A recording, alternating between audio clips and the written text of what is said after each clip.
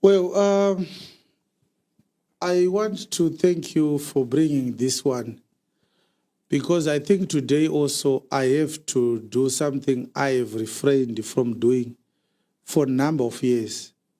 I told Muparinga, stop being personal. Let's have a doctrinal argument. Don't talk about my life. Don't talk about my wife.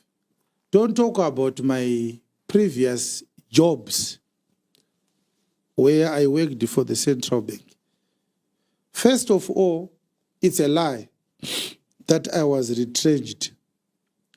These people who masquerade as journalists are also shameless, because they are extremely unprofessional and extremely unethical.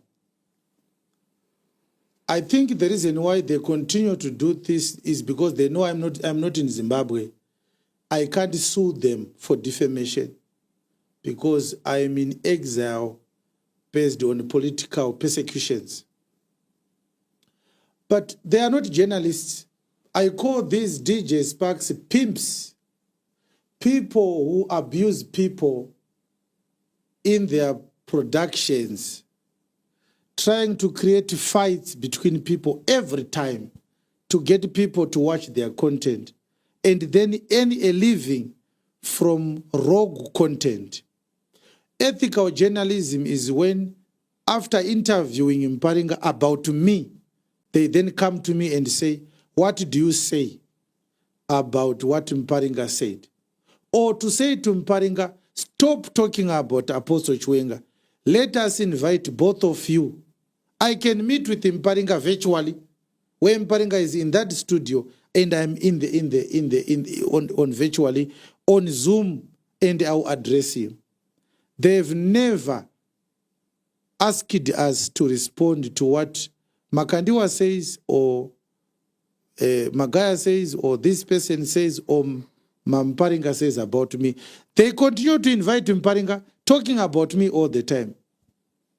And they must know that the time to pay also for this rubbish they call content shall come.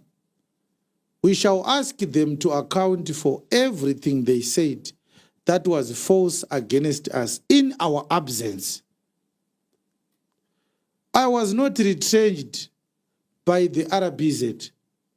Go and look. You can. First Street is 300 meters from the RBZ. You could simply go and ask, can you tell us how many retrenchments we have done so far? And find out from the time I started preaching, when was the retrenchment done? I was a vice secretary of the Workers' Committee for the Central Bank. It's on record. I can't lie now. Because you can simply ask anyone who works there, because they can't say they don't know me if then I was there. And being the vice secretary of the Workers' Committee, according to the Labor Act, Chapter 2801, a retrenchment program has to be done when there is consensus between management and the workers. And that consensus is made or done when there's a collective bargaining agreement between management and the Workers' Committee. So we negotiated the retrenchment that was done in 2011. RBZ did retrenchment in 2011. I resigned in July 2012. So my resignation happened a year after the retrenchment was done. Now, I can't change history. Number one, if there are records of employees and salaries, people can go and check. Number two, people could also check, when was I not employed anymore? When did I start to feature at Gomba to preach versus when I was working? We retrenched in 2011. I am one of the people who fought long battles with Gono to give employees a better retrenchment package. The Minister of Labor was Minister Paulina Mpariwa at that time. You understand? And the government wanted to give people a very, very useless package. We rejected it until we went to court with the central bank. If for your own information, we ended up being summoned by the deputy prime minister that we were fighting Gono because of that argument. It was a long battle. It lasted more than a year. The governor wanted to retrench in 2010. We fought him from there until 2011. And then the people were retrenched. And I remained in the bank.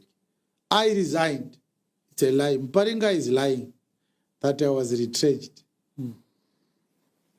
Now, if these journalists were ethical, they could have asked him, are you sure, number one, that he was retrenched?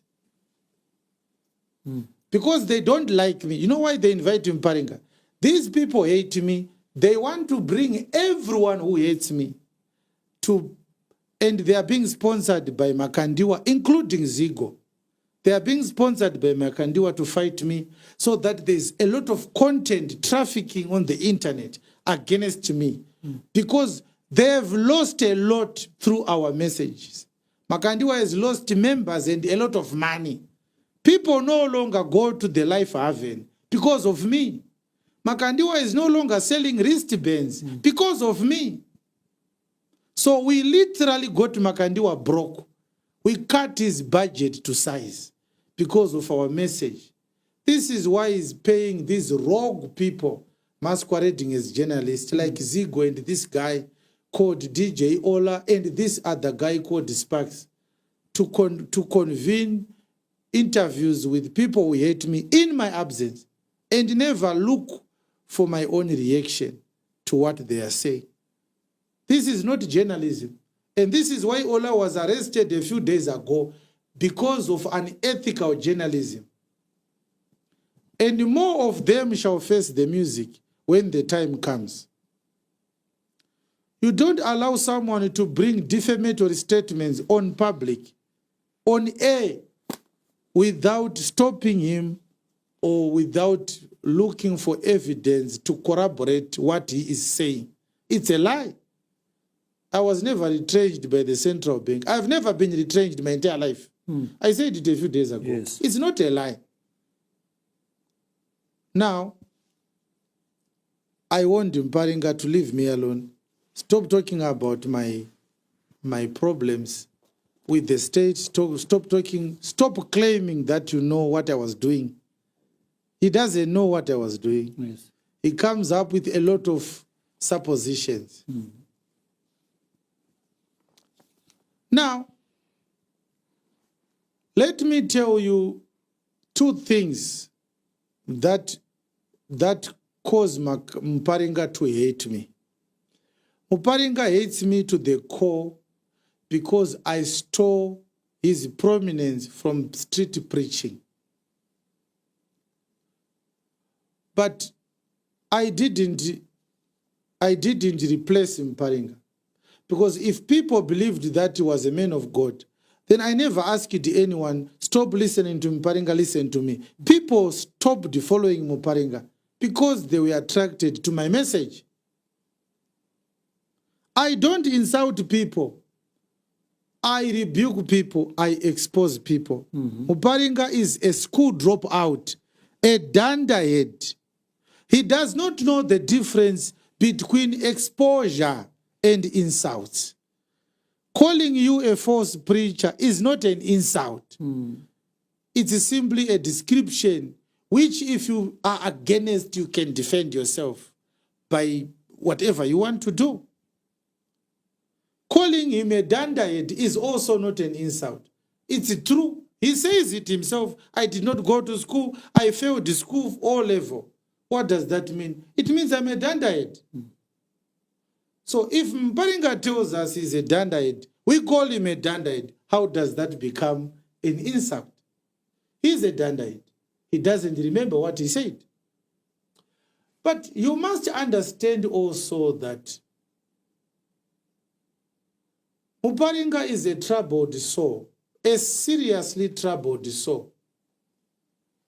Because what Muparinga did And this is what I want him to listen to. It's again a sign that if I want to have a personal brawl with him, I have the capacity to do that. Since 2019, Muparinga has attacked me personally, and I've continued to warn him. He has refused to listen. What Muparinga did is in 2009, when? 2009. In 2009 and 2010, Muparinga came to Gomba. I used to come to Gomba not to listen to Muparinga. I listened to a lot of charlatans. There was Mapranga, there was Numga, there was that brother from End Time Message, there was Shadrach, there was Chambwera, there was Matema, there was Kazarira, there was Gapa. Who else was there? These are the people I found preaching at First Street. I know everyone's message. So what we would do is we would go into town, do some window shopping or some shopping, so do some transacting outside work. And before lunchtime is over, we would pass through Gomba. The lunchtime was like drama. You know, the end time message, people preached in English, one interpreting and with a lot of gestures and all that. And that's how I ended up knowing Muparinga. I wasn't going to Gomba kunona Muparinga. There were many preachers at Gomba. I did not know the true gospel then. But when I then started preaching around 2013, there was a time when Muparinga came and said, look, it happened around 2011, 2012. Because what happened is in 2013, that's when Muparinga got sick. In 2011, 2012, I was still coming to Gomba. Muparinga came and preached. He preached that he has found a God that heals. He said I was HIV positive and God healed me. We believed it. You understand?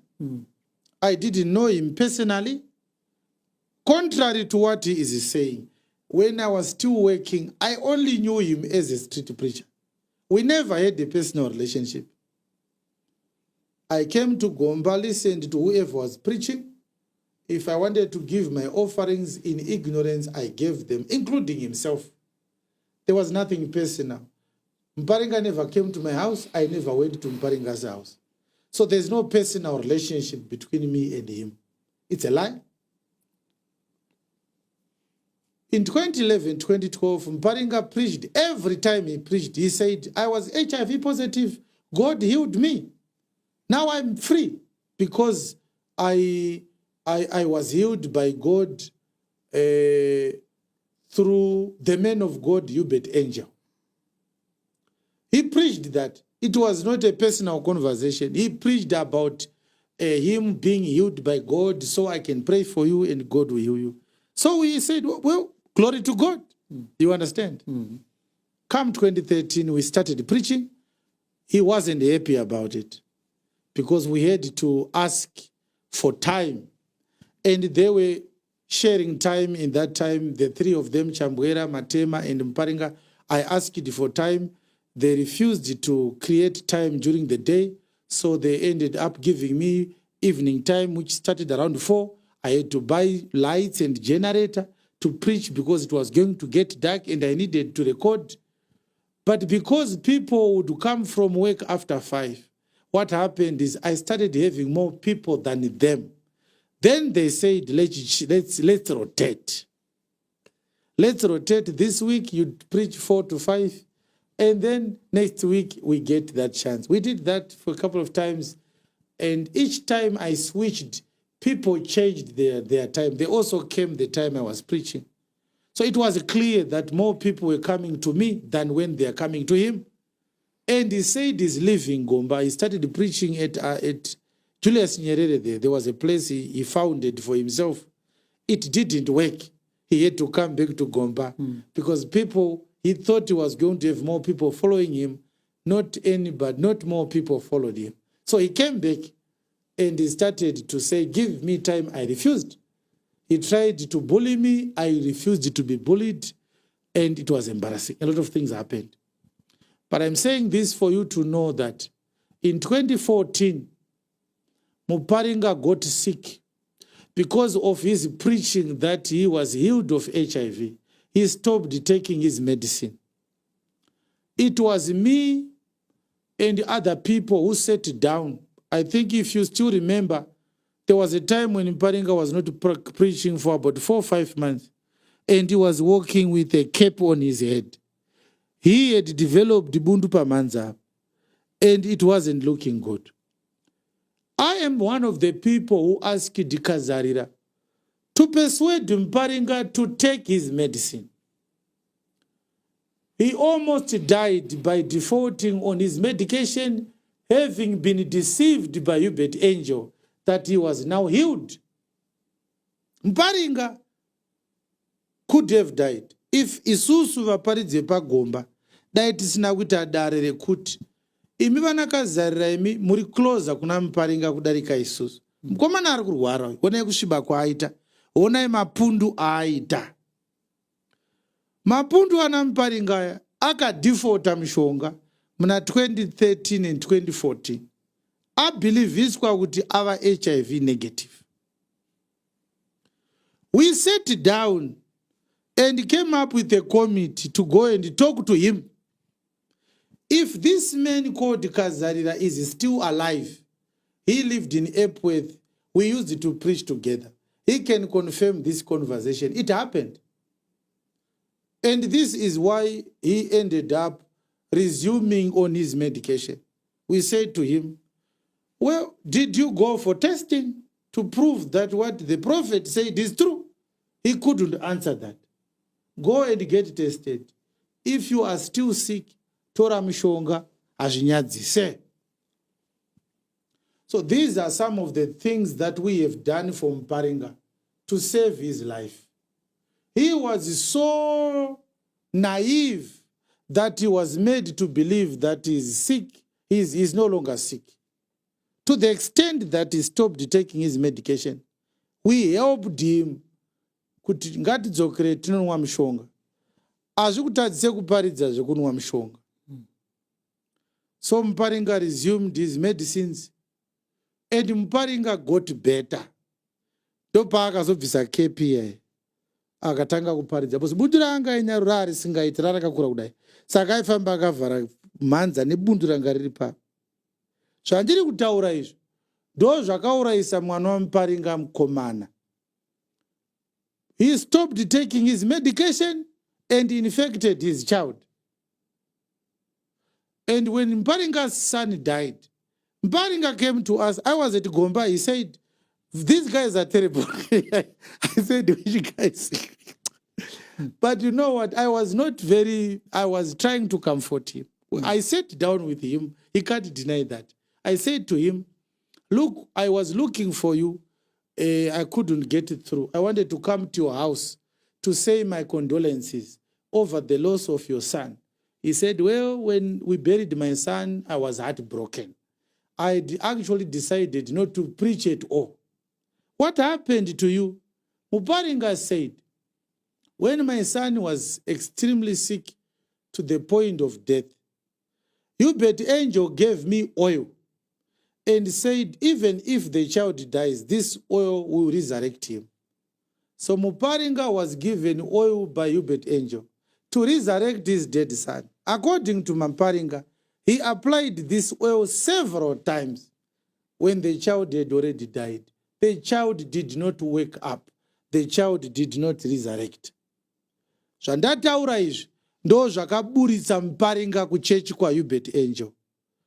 Muparinga joined Ubert Angel's church because Ubert Angel donated 4 suits to him, which he bought in 4 May. And he appeared on H Metro, a prophet has blessed a street preacher with the suits. From the day Muparinga received the suits, he became a member of Angel's church. He used to come wearing a t-shirt with Guti's picture there because Muparinga was a member of Zayoja. He left Zayoja because of suits and joined Ubert Angel. When Angel ran away from Zimbabwe because of these scandals, and because of this scandal, Muparinga was heartbroken. That's how Muparinga left Ubert Angel's church. Ask him why he is no longer a son of Ubert Angel. From a spiritual son of Guti to a spiritual son of Ubert Angel, it took him 4 suits and an iPad. These are the things that Ubert Angel gave him. And one day Muparinga comes to me and says, in this iPad, there are many books that I was given by the prophet. But this book is surprising me that it's in the iPad from the man of God. Do you know what the title of that book was? It was titled, How to Use Hypnosis in Church. And in one of the titles in the topics, where it was a title on how to deceive church members to make money. So Muparinga wanted advice from me. What should I do with this book? I said, delete it. Do you want to learn how to use hypnosis to deceive people in church? These are the books Muparinga got from Angel as a gift. So Muparinga is a confused soul who has no identity, a spiritual identity. He follows the wind like a small bird. 4 suits and an iPad was what his soul costed to leave Zayoja and go to Ubert Angel. What led him to leave Ubert Angel was what Angel did when his son died. He was very angry. How could he give me oil? I thought my son was going to live, and it didn't happen. And when I told him it didn't happen, he simply said, believe with God, nothing is impossible. So this is the story of Muparinga. I know more about him than he knows about me. Ask him